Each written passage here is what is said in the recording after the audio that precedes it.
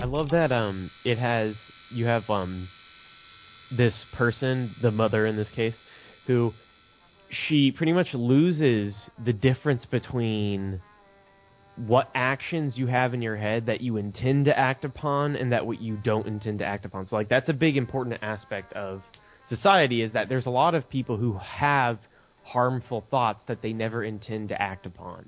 Sure, What happens everybody when thinks you about remove killing their their boss. ability? What happens when they're yeah? What happens when you remove their ability to not act upon those harmful tendencies and those harmful emotions, and you actually make it easier, and that it's like a subconscious force of this like weird brood family that have like a weird telepathic connection to her and her emotions.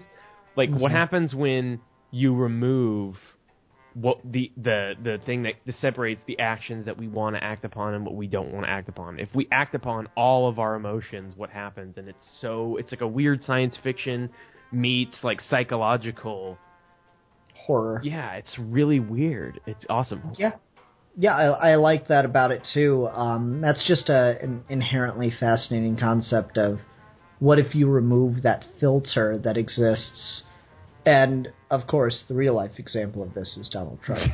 Gotta get my digs in at Trump every chance. So, jumping off those, and I definitely saw all that Freudian stuff and the psychological stuff, and you saying that this was a deeply personal thing for David Cronenberg really does make sense. This starts off with no establishing shot. It just immediately starts off with the doctor talking to that Michael guy.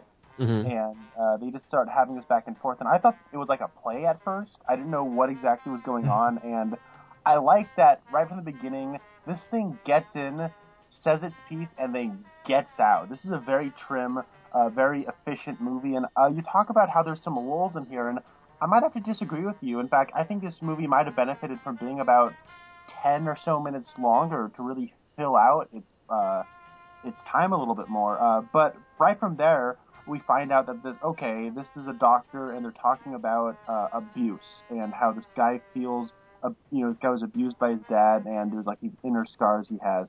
And then right from there, we have our main guy meeting up with his daughter, and that was instantaneous. And I remember thinking,